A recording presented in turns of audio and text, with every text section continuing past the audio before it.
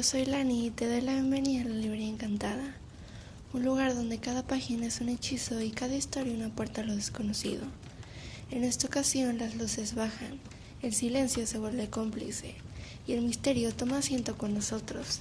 Aquí las palabras cobran vida entre niebla y deducciones brillantes y enigmas que esperan ser resueltos. Juntos viajaremos a calles antiguas, habitaciones cerradas y casos donde nada es lo que parece. Así que toma asiento o prepárate una bebida, porque hoy, entre páginas, nos adentramos en las aventuras de Sherlock Holmes, un libro escrito por Arthur Conan Doyle. Capítulo 2. La Liga de los Pelirrojos. Un día del otoño del año pasado visité a mi amigo, el Sherlock Holmes, y lo encontré en una profunda conversación con un caballero anciano, corpulento y de rostro pálido. Un caballero rojo intenso, con un cabello rojo intenso. Con una disculpa por mi intromisión, estaba a punto de retirarme cuando Holmes me arrastró bruscamente a la habitación y cerró la puerta tras de sí. «No podría haber llegado en mejor momento, mi querido Watson», dijo cordialmente. «Temía que estuvieras ocupado». «Así es, mucho». «Entonces puedo esperar en la habitación de al lado». «En absoluto. Este caballero, el señor Wilson, ha sido mi compañero y ayudante en muchos de mis casos más exitosos, y no me cabe duda de que me será de gran utilidad también en el suyo». El corpulento caballero se levantó a medias de su silla y saludó con un movimiento de cabeza, con una rápida mirada interrogativa desde sus pequeños ojos rodeados de grasa. «Pruebe en el sofá», dijo Holmes, volviéndose a sentar en su sillón y juntando las puntas de los dedos, como era de costumbre cuando estaba de buen humor. «Sé, mi querido Watson, que comparte usted mi amor por todo lo que es extraño y está fuera de las convenciones y de la monótona rutina de la vida cotidiana. Ha demostrado su gusto por ello con el entusiasmo que le he llevado a relatar, y si me disculpa, a embellecer en cierto modo muchas de mis pequeñas aventuras. Sus casos han sido, en efecto, el mayor interés para mí», observé.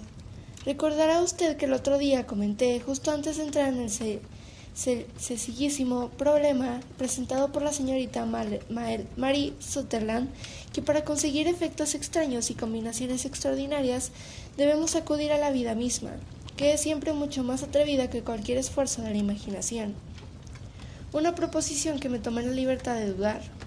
«Lo hizo, doctor, pero de todas formas debe aceptar mi punto de vista, porque de lo contrario seguirá acumulando hechos sobre hechos hasta que su razón se derrumbe bajo ellos y reconozca que tengo razón.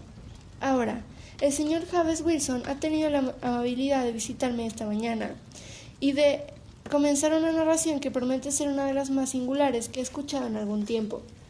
Ya me han oído comentar de las cosas más extrañas y singulares suelen estar relacionadas no con los delitos mayores, sino con los menores, y en ocasiones, de hecho, cuando cabe la duda de si ha cometido algún delito en concreto.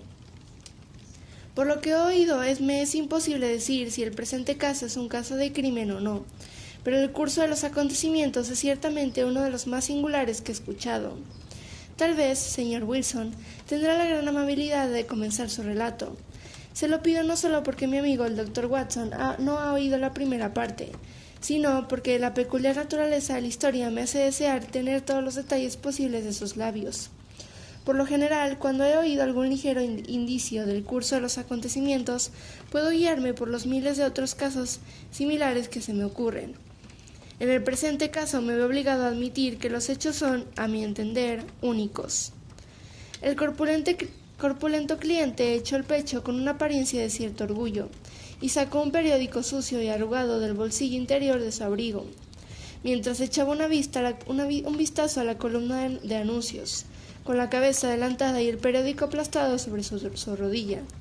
Eché un buen vistazo al hombre y me esforcé, a la manera de mi compañero, en leer los indicios que pudieran presentar su vestimenta o su aspecto.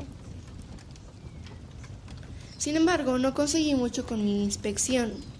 Nuestro visitante tenía todas las características de un comerciante británico común y corriente, obeso, pomposo y lento. Llevaba unos guantes grises a cuadros de pastor bastante holgados, un abrigo negro no demasiado limpio, desabrochado por delante, y un chaleco gris con una pesada cadena de latón Albert y un trozo de metal cuadrado que colgaba como adorno. Un sombrero de copa deshilachado y un abrigo marrón desteñido con el cuello terciopelo arrugado yacían sobre una silla a su lado. En conjunto, miré lo que miré, no había nada destacable en aquel hombre, salvo su cabeza de color rojo intenso y la expresión de extrema contrariedad y descontento de sus facciones. La rápida mirada de Sherlock Holmes se fijó en mi ocupación y sacudió la cabeza con una sonrisa al notar mis miradas interrogantes. Aparte de los hechos obvios de que ha realizado alguna vez trabajos manuales, que toma rapé, que es masón, que ha estado en China y que últimamente ha escrito bastante, no puedo decir nada más. El señor James Wilson se incorporó en su silla, con el dedo índice sobre el papel, pero con los ojos puestos en mi acompañante. ¿Cómo, en nombre de la buena suerte, supo usted todo eso, señor Holmes?, comentó. ¿Cómo sabía usted, por ejemplo, que yo realizaba trabajos manuales? Es tan cierto como el Evangelio, pues comencé como carpintero de barcos. Sus manos, mi querido señor, su mano derecha es bastante más grande que la izquierda. Has trabajado con ella y los músculos están más desarrollados. Bueno, el rapé, entonces, ¿y la masonería? No voy a insultar tu inteligencia diciéndote cómo he leído eso, especialmente porque bastante en contra de las estrictas reglas de tu orden. Usas un peto de arco y compás. Ah, por supuesto, lo había olvidado. Pero la escritura...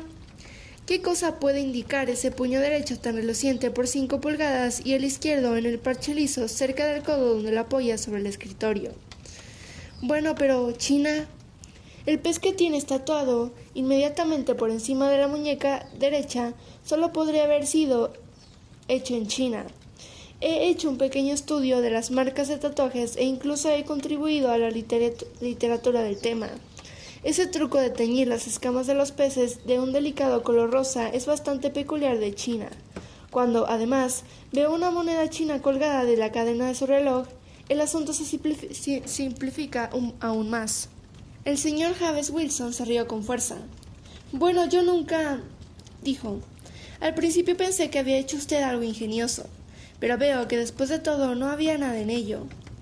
Empiezo a pensar, Watson, dijo Holmes, que me equivoco al explicarlo. Onme iotum, pero magnifico. Ya sabe, y mi pobre y pequeña reputación, tal como es, naufragará si soy sincero. ¿No puede encontrar el anuncio, señor Wilson? Sí, lo tengo ya, contestó con un grueso dedo rojo plantado a mitad de la columna. Aquí está. Esto es lo que empezó todo. Léalo usted mismo, señor. Le quité el papel y leí lo siguiente. A la Liga de los Pelirrojos, a causa del legado del difunto Ezekiah Hopkins de Lebanon, Pensilvania, Estados Unidos. Hay ahora otra vacante abierta que da derecho a un miembro de la Liga a un salario de 4 libras a la semana por servicios puramente simbólicos. Todos los hombres pelirrojos, sanos de cuerpo y mente y mayores de 21 años son elegibles. Solicite en persona el lunes a las 11 a Duncan Ross en las oficinas de la Liga 7 People's Court, Fleet Street. ¿Qué diablo significa esto?, exclamé después de haber leído 2 veces el extraordinario anuncio. Holmes se rió y se retorció en su silla, como era de costumbre cuando estaba de buen humor. Es un poco fuera de lo común, ¿no es así?, dijo. Y ahora, señor Wilson, láncese y cuéntenos todo sobre usted, su casa y el efecto que este anuncio ha tenido en su fortuna. Anote primero, doctor, el periódico y la fecha. Es el Morning Drungly del 27 de abril de 1890, hace apenas 2 meses. Muy bien. Ahora, señor Wilson. Bueno, es tal como se lo he contado, señor Sherlock Holmes, dijo James Wilson secándose la frente. Tengo un pequeño negocio de empeño en Corbett Square, cerca de la City. No es un negocio muy grande, y en los últimos años no ha hecho más que permitirme vivir. Antes podía mantener a 2 ayudantes, pero ahora solo mantengo a 1, y no tendría trabajo para pagarle si no estuviera dispuesto a venir por medio sueldo para aprender el negocio. ¿Cómo se llama este joven tan servicial?, preguntó Sherlock Holmes. Se llama Vincent Spaulding, y tampoco es tan joven. Es difícil decir su edad. No desearía un ayudante más inteligente, señor Holmes, y sé muy bien que podré superar si ganara el doble de lo que yo puedo darle. Pero después de todo, si él está satisfecho, ¿por qué habría de meterle ideas en la cabeza? Porque, en efecto, parece usted muy afortunado por tener por un empleado que se encuentra por debajo del precio del mercado. No es una experiencia común entre los empresarios de esta época.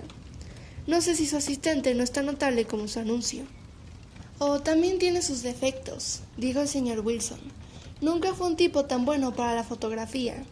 Se pone a disparar con una cámara cuando debería estar trabajando en su mente, y luego se sumerge en el sótano como un conejo en su madriguera para revelar sus fotos. Ese es su principal defecto, pero en general es un buen trabajador. No hay ningún vicio en él. ¿Supongo que sigue con usted? Sí, señor. Él y una chica de 14 años que hace poco de cocina sencillamente y mantiene el lugar limpio. Eso es todo lo que tengo en la casa, pues soy viudo y nunca tuve familia.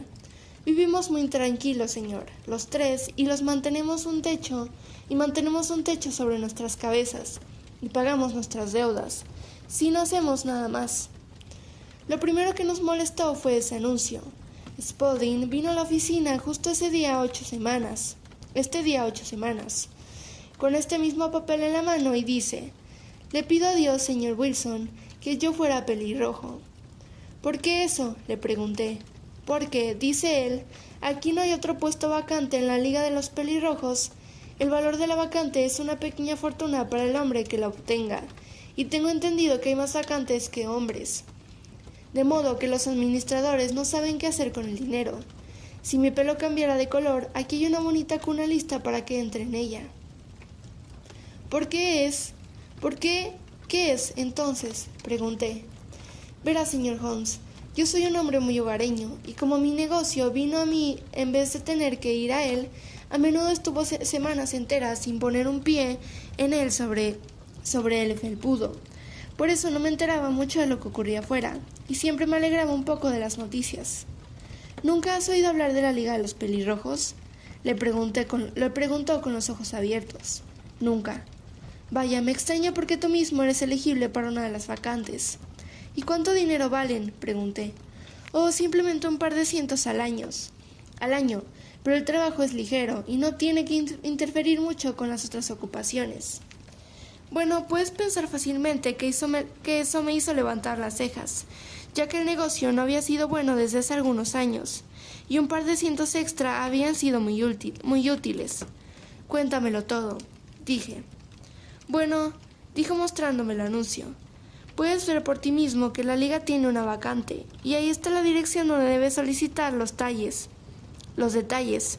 Por lo que he podido averiguar, la liga fue fundada por un millonario americano, Ezekiah Hopkins, que era muy peculiar en sus costumbres. Él mismo era pelirrojo, y sentía una gran simpatía por todos los hombres pelirrojos. Así que, cuando murió, se descubrió que había dejado su enorme fortuna en manos de fideicomisarios, con instrucciones de aplicar los intereses a la provisión de camas sencillas a los hombres con el cabello de ese color. Por lo que he oído, es una paga espléndida y muy poco que hacer». «Pero», dije yo, «habría millones de hombres pelirrojos que lo solicitaran». «No tanto como usted cree», respondió. «Verá que en realidad se limita a los londinenses y a los hombres adultos. Este americano había salido de Londres cuando era joven y quería hacer un buen favor a la vieja ciudad. Por otra parte, he oído que no sirve de nada que te presentes si tu pelo es rojo claro o rojo oscuro, o cualquier otra cosa que no sea un rojo brillante y ardiente. Ahora bien, si le interesa solicitarlo, señor Wilson, entraría sin más, pero tal vez no valga la pena que se quite de en medio por unos cuantos cientos de libras». Ahora bien, es un hecho, señores, como pueden ver por sí mismos, que mi pelo es un tinte muy abundante y lleno, de modo que me pareció que si debía competir en el asunto, tenía tan buena oportunidad como cualquier hombre que hubiera conocido. Vincent Spaulding parecía saber tanto sobre el tema que pensé que podría ser útil, así que le ordené que levantara las persianas por ese día y que viniera enseguida conmigo. Él estaba muy dispuesto a tener unas vacaciones, así que cerramos el negocio y nos pusimos en marcha hacia la dirección que se nos había dado el anuncio. «No espero que se vuelva a hacer un espectáculo así, señor Holmes. Desde el norte, el sur, el este y el oeste, todos los hombres tenían un matiz de rojo en el pelo, habían acudido a la ciudad para responder al anuncio. Fleet Street estaba atestada de gente pelirroja, y People's Court parecía la carretilla naranja de un costero. No había creído que hubiera tantos en todo el país como los que reunió aquel anuncio. Los había de todos los colores: paja, limón, naranja, ladrillo, hígado, arcilla, pero como dijo Spaulding, no había muchos que tuvieran el verdadero y vivo color de las llamas. Cuando vi la cantidad de personas que esperaban, me habría dado por vencido, pero Spaulding no quiso oír hablar de ello. No puedo imaginar cómo lo hizo, pero empujó y tiró y golpeó hasta que me hizo pasar entre la multitud, llegar a los escalones que conducían a la oficina. Había un doble flujo en la escalera y algunos subiendo con esperanza y otros volviendo abatidos, pero nos metimos como pudimos y pronto nos encontramos en la oficina. Su experiencia ha sido de lo más entretenida, comentó Holmes, mientras su cliente le hacía una pausa y refrescaba su memoria con un enorme pellizco de rape. Le ruego que continúe hasta con su interesante declaración. En el despacho no había nada más que un par de sillas de madera y una mesa de trato, detrás de la cual se sentaba un hombrecillo con la cabeza aún más roja que la mía. Decía unas palabras a cada candidato a medida que se acercaba, y luego siempre se los arreglaba para encontrar algún defecto en ellos que los descalificara. Después de todo, conseguir una vacante no parecía ser un asunto tan fácil. Sin embargo, cuando llegó nuestro turno, el hombrecillo se mostró mucho más favorable a mí que cualquiera de los otros, y cerró la puerta cuando entramos, para poder hablar con nosotros en privado. «Este es el señor James Wilson», dijo mi asistente, «y está dispuesto a ocupar una vacante en la liga». «Y es admirablemente adecuado para ello», respondió el otro. «Tiene todos los requisitos. No recuerdo haber visto algo tan bueno». Dio un paso hacia atrás, ladeó la cabeza y me miró el pelo hasta que me sentí bastante avergonzado. Luego, de repente, se lanzó hacia adelante. Me apretó la mano y me felicitó calurosamente por mi éxito. «Sería una injusticia dudar», dijo. «Sin embargo, estoy seguro de que me disculpará por tomar una precaución obvia». Con esto me agarró el pelo con las dos manos y tiró de él hasta que grité de dolor. «Tiene los ojos llenos de lágrimas», dijo al soltarme. «Percibo que todo es como debería de ser. Pero tenemos que tener cuidado, porque nos han engañado 2 veces, con pelucas y una vez con pintura. Podría contarle historias de cera de zapatero que le repugnarían a la naturaleza humana». Se acercó a la ventana y gritó a través de ella con toda su voz que toda la vacante estaba cubierta. Se oyó un gemido de decepción desde abajo, y toda la gente se alejó en distintas direcciones hasta que no había más pelirrojo que el mío y del gerente. «Mi nombre», dijo, «es el señor Duncan Ross, y yo mismo soy uno de los pionistas del fondo dejado por nuestro noble benefactor». «¿Es usted un hombre casado, señor Wilson? ¿Tiene usted familia?». Respondí que no. Su cara cayó inmediatamente. «Caramba», dijo gravemente, «eso es muy grave. Lamento oírlo decir eso. El fondo estaba destinado, por supuesto, a la propagación y difusión de los pelirrojos, así como su manutención. Es muy desafortunado que usted sea soltero». Mi cara se alargó ante esto, señor Holmes, pues pensé que después de todo no iba a tener la vacante, pero después de pensarlo durante unos minutos dijo que no habría problema. En el caso de cualquier otra persona, dijo, la objeción podría ser fatal, pero debemos hacer un esfuerzo a favor de un hombre con una cabellera como la suya. ¿Cuándo podrá usted empezar a desempeñar sus nuevas funciones? Bueno, es un poco incómodo porque ya tengo un negocio, dije. Oh, no se preocupe por eso, señor Wilson, dijo Vincent Spaulding. Yo podré ocuparme de eso por usted. ¿Cuál sería el horario? Pregunté. De 10 a 2. Ahora bien, el negocio de un prestamista se hace sobre todo por la noche, señor Holmes, especialmente los jueves y viernes por la noche, que es justo antes del día de pago. Así que me vendría muy bien ganar un poco por las mañanas. Además, sabía que mi ayudante era un buen hombre y que se encargaría de todo lo que surgiera. Eso me vendría muy bien, dije. ¿Y la paga? Son 4 libras a la semana. ¿Y el trabajo? Es puramente testimonial. ¿A qué llamas puramente testimonial? Bueno, tienes que estar en una oficina o al menos en el edificio, todo el tiempo. Si te vas, pierdes tu puesto para siempre. El testamento es muy claro en ese punto. No cumples con las condiciones y te mueves de la oficina durante ese tiempo. Son solo 4 horas al día y no se me ocurriría irme, dije. No hay excusa que valga, dijo el señor Duncan Ross. Ni enfermedad, ni negocios, ni nada. Debes quedarte allí o perderás tu billete. ¿Y el trabajo? Es copiar la enciclopedia británica. Hay un primer volumen en esa imprenta. Debes conseguir tu propia tinta, bolígrafos y papel secante. Pero nosotros te proporcionamos esta mesa y esta silla. ¿Estará listo mañana? Por supuesto, respondí. Entonces adiós, señor James Wilson, y permítame felicitarle una vez más por el importante puesto que ha tenido la suerte de conseguir. Me hizo una reverencia para que saliera de la habitación y me fui a la casa con mi ayudante. Casi sin saber qué decir o hacer, estaba tan satisfecho de mi propia suerte. Estuve pensando en el asunto durante todo el día, y por la noche volví a tener el ánimo por los suelos, ya que me había convencido de que todo el asunto debería ser un engaño o fraude, aunque no podía imaginar cuál era su objetivo.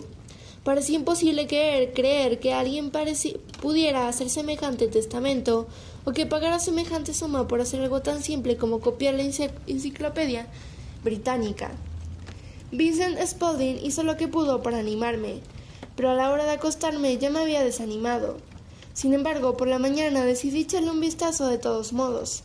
Así compré un frasco de tinta de 1 centavo y con una pluma y 7 hojas de papel de imprenta me dirigí a Pope's Court. Para mi sorpresa y deleite, todo estaba tan bien como era posible. La mesa estaba preparada para mí y el señor Duncan Ross estaba allí para ver que me ponía a trabajar.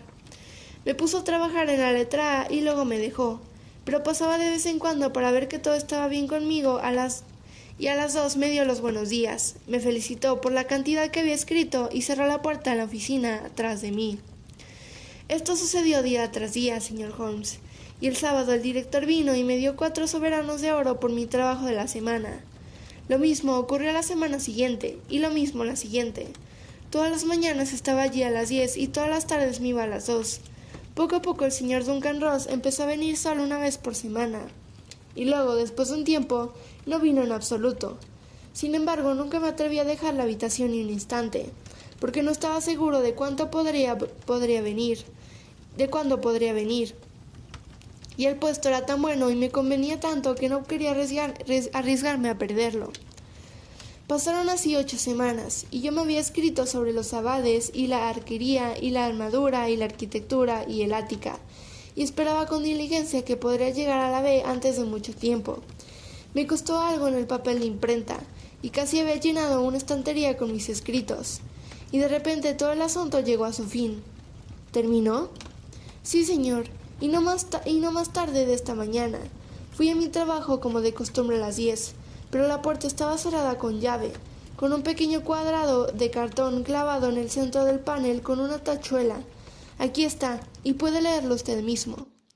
Levantó un trozo de cartón blanco del tamaño de una hoja de papel y decía lo siguiente: La Liga de los Pelirrojos se disuelve. 9 de octubre de 1890. Sherlock Holmes y yo examinamos este anuncio, y el rostro compungido que había detrás, hasta que el lado cómico del asunto superó por completo otra consideración, y ambos estallamos en una carcajada. No veo que haya nada muy divertido, gritó nuestro cliente, sonrojado hasta las raíces de su flamante cabeza. Si no puedes hacer nada mejor que reírte de mí, puedo ir a otra parte.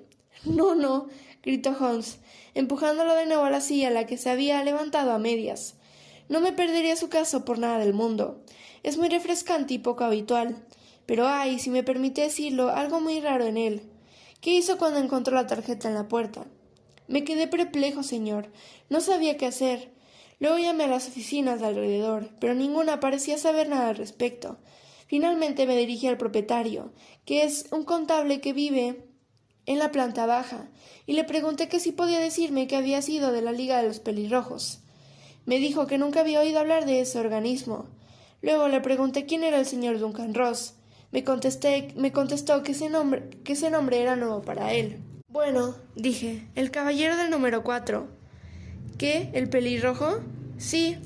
Oh, dijo él, su nombre es William Morris. Era un abogado y estaba usando mi habitación como un alojamiento temporal hasta que su nuevo local estuviera listo. Se mudó ayer. ¿Dónde podré encontrarlo? Oh, en sus nuevas oficinas. Me dijo la dirección. Sí, el 17 de King Ward Street, cerca de Street Paul. Me puse en marcha, señor Holmes, pero cuando llegué a esa dirección era una fábrica de rótulas ortopédicas, y nadie en ella había oído hablar del señor William Morris ni del señor Duncan Ross. ¿Y qué hizo entonces?, preguntó Holmes. Me fui a casa, a la plaza de Sexy Corp, y seguí el consejo de mi ayudante, pero él no pudo ayudarme en nada. Solo pudo decirme que si esperaba tendría noticias por correo. Pero eso no era suficiente, señor Holmes. No quería perder una plaza así sin luchar. Así que, como había oído usted era lo bastante bueno para aconsejar a los pobres que lo necesitaban, acudí enseguida a usted. Y ha hecho usted sabiamente, dijo Holmes. Su caso es muy notable y estaré encantado de estudiarlo. Por lo que me ha contado, creo que es posible que se trate de asuntos más graves de lo que parece a primera vista. Suficientemente grave, dijo el señor Hades Wilson. Vaya, he perdido 4 libras a la semana. En lo que usted se refiere personalmente, observó Holmes, no veo que tenga ningún agravio contra esa extraordinaria liga. Por el contrario, según tengo entendido, es usted más rico en unas 30 libras, por no hablar de los minuciosos conocimientos que ha adquirido sobre todos los temas que aparecen bajo la letra A, no ha perdido nada con ellos. No, señor, pero quiero saber sobre ellos, quiénes son y cuál era su objetivo al gastar esta broma. Si es que era una broma contra mí, fue una broma bastante cara para ellos, pues les costó 2 y 30 libras. Intentaremos aclarar estos puntos para usted. Y primero, 1 o 2 preguntas, señor Wilson. Este ayudante suyo que le llamó a usted la atención primera vez sobre el anuncio, ¿cuánto tiempo llevaba con usted? Alrededor de 1 mes, entonces. ¿Cómo llegó? En respuesta a un anuncio. ¿Fue el único solicitante? No, tuvo una docena. ¿Por qué lo eligió? Porque era hábil y era barato. A mitad del sueldo, de hecho. Sí. ¿Cómo es este Vincent Spaulding? Pequeño, de complexión robusta, muy rápido en sus formas, sin pelo en la cara, aunque le faltan 30 años. Tiene una mancha blanca de ácido en la frente. Holmes se sentó en su silla con gran excitación. Ya me lo imaginaba, dijo. ¿Ha observado que tiene las orejas perforadas para ser pendientes? Sí, señor. Me imagino que un gitano se lo había hecho cuando era un muchacho. Dijo Holmes, hundiéndose en sus pensamientos. ¿Todavía está con usted? Oh, sí, señor. Acabo de dejarlo. ¿Y se han atendido sus asuntos en su ausencia? Nada de lo que quejarse, señor. Nunca hay mucho de qué hacer por la mañana. Eso es todo, señor Wilson. Estaré encantado de darle una opinión sobre el tema en el transcurso de 1 día o 2. Hoy es sábado y espero que el lunes podamos llegar a una conclusión. Bien, Watson, dijo Holmes cuando nuestro visitante se hubo marchado. ¿Y qué opina de todo esto? No entiendo nada, respondí con franqueza. Es un asunto de lo más misterioso. Por lo general, dijo Holmes, cuanto más extraña es una cosa, menos misteriosa resulta. Son los crímenes comunes y sin rasgos los que resultan realmente desconcertantes, del mismo modo que un rostro común es el más difícil de identificar. Pero debo ser rápido en este asunto. ¿Qué vas a hacer entonces?, pregunté. Fumar, respondió. Es un problema de 3 pipas, y le ruego que no me hable durante 50 minutos. Se acurrucó en su silla con sus delgadas rodillas recogidas hasta su nariz de halcón, y allí se sentó con los ojos cerrados y su pipa de arcilla negra sobresaliendo como el pico de un extraño pájaro. Ya había llegado a la conclusión de que se había quedado dormido, y de hecho yo mismo estaba cabeceando, cuando de repente se levantó de la silla con el gesto de un hombre que ha tomado una decisión y dejó la pipa sobre la repisa de la chimenea. Sarasate actúa esta tarde en el Sir James Hall, comentó. ¿Qué le parece, señor Watson? ¿Podrían tus pacientes prescindir de ti durante unas horas? No tengo nada que hacer hoy. Mi consulta nunca es muy absorbente. Entonces póngase el sombrero y venga. Voy a pasar primero por la ciudad y podemos almorzar por el camino. Observo que hay mucha música alemana en el programa, que más de mi gusto que la italiana o la francesa. Es introspectiva y yo quiero introspección. Acompáñame.